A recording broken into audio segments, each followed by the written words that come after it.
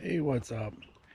I'm out here back on my property today, putting in sunflowers. So the last 2 years that I've been out here, first year or 2 years ago, I should say, um, we had a really wet spring and wound up being so wet that never was able to even get out in the field and get anything planted. I don't think we could even get on the ground until like July 16th, and by that time our planting window was gone, so there wasn't any point in planting anything that year. I had some problems with my tractor and had other things going on, never really got around to working ground out here. The following year, same deal, never got around to the tractor or anything, so this ground has sat fallow for the last 2 years. Finally this year I got out and was able to work it down some. Ground's still pretty rough and uneven, being that it's a lot of root balls, and the previous owners used this basically as a mud bog, and so there was ruts and everything. I'm trying to get it leveled up, but I wanted to get something in the ground this year while we still had a little bit of a planting window, but something that I couldn't that I wasn't going to have to try and combine, and something I didn't need real even ground for. So I decided I'd put in some sunflowers. One of the guys I hauled for, he's put in sunflowers for the last couple years and just sold them out of the barn by 50-pound bags and had some decent luck with it. So I bought a couple bags of sunflowers off of him, and my planter, I haven't had any chance to work on that thing. I bought it a couple years ago and it's just been sitting out in the weeds here. It needs a lot of work, so running short on planting window right here. I wanted to get something in the ground as quick as possible, so I'm doing it the old-fashioned way with the 1-row push planter and just trying to get probably acre and a half of sunflowers planted. Maybe I can get something out of it, make a little bit of use out of the ground this year, sell them out by the roadside for bird seed or whatnot. So that's what I've been doing lately. This is Mom's old trusty 1-row garden planter. This thing's probably 35-40 years old, I don't know. It's hard to say how many hundreds of acres this thing's actually planted 1 row at a time. Pretty simple machine. It's turn around the other side, has belt drive off the front wheel. You can see it turn that sprocket there. Little seed hopper, and it has a variety of plates you can put in here. This is a seed corn plate. It's the closest one to the size of sunflower seeds. So as that front wheel goes around, the plate dips in and scoops sunflower seeds out. You can see this next cup coming up here. Seeds get up so high and they fall into the hole.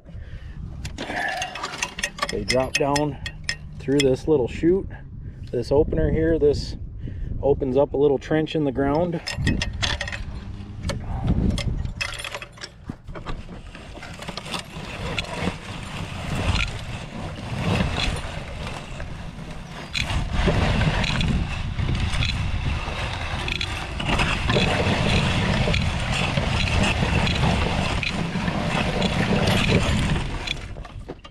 As it gets pushed along the ground, that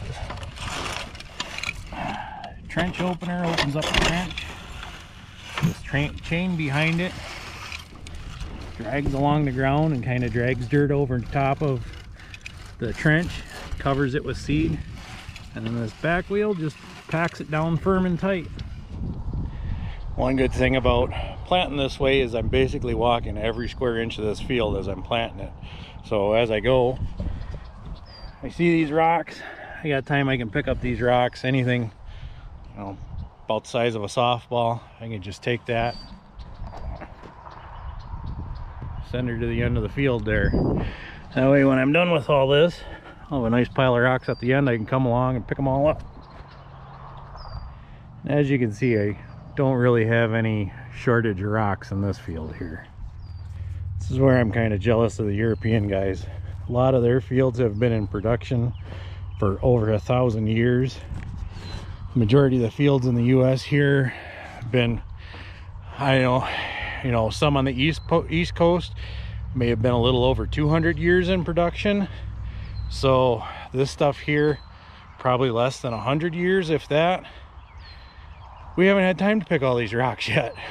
So we're still working on this. All the guys in Europe, their great granddads picked all their rocks. Now they got fields that don't have any rocks in them. It's kind of convenient, I would think. This here is my highly scientific method of spacing rows out. I take the planter and lay her down here, kind of right where I was going. Get that string unhooked. I'm gonna take my spud. It's got my string lined up to it, or hooked up to it, and just put her in line with the handle of the planter. I think it's either 36 or 38 inches of spacing. I walk back to the other end, grab the other post, do the same thing, move it over one planter width. And as I'm walking back, any of those bigger rocks or rocks that were too far back in the field for me to pick up and throw to the other end, I can pick up and walk them back to the other end of the field. Now here's a prime example of what I'm dealing with here. See, all this field was all weeds, and the weeds have a really dense root ball. So plowing, trying to roll this root ball underneath and expose some of this looser stuff so it'll break apart and give me a decent seed bed to plant into. But unfortunately, not all of it happens. You still wind up with some of this on top. I've worked it 3 or 4 times with the disc, which is kind of excessive, but just trying to cut these up and break them up. But no matter what, you still wind up with some. And my planters don't deal with trash like this well at all. It hooks on the row units and drags along and plugs stuff up. So that's why I'm using the one row. I can manage one row at a time. Anything like this, I can pick the planter up over it. It wasn't worth my time trying to get the other planter in operation. It would have taken me a couple days to a couple weeks to get that done. This, I can come out here a couple hours every night, put a couple rows in. I'm making some forward progress. It's slow. Ain't the best answer in the world, but it's what I'm working with right now. It's what I can do. And on the way back, I just kind of tuck the planter up under my arm here. That gives me room for hold rocks with the other hand, or set 1 or 2 on the planter as I go.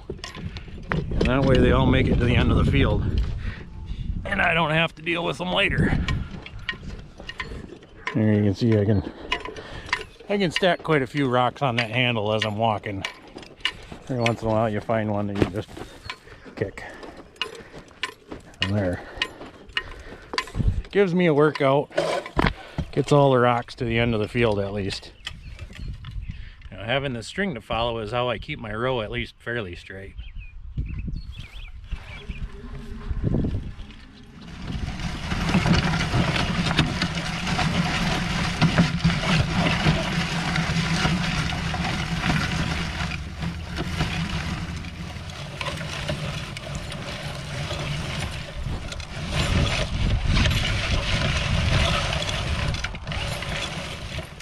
You know, another part about this is, yeah, this is kind of tough work. You can tell I'm a little bit out of breath, but man, I enjoy it.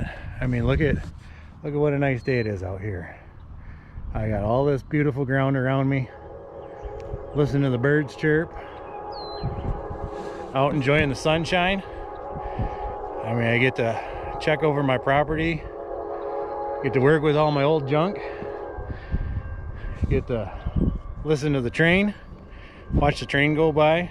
I like trains, so it's cool. This is how I would rather spend my day. I enjoy this out here.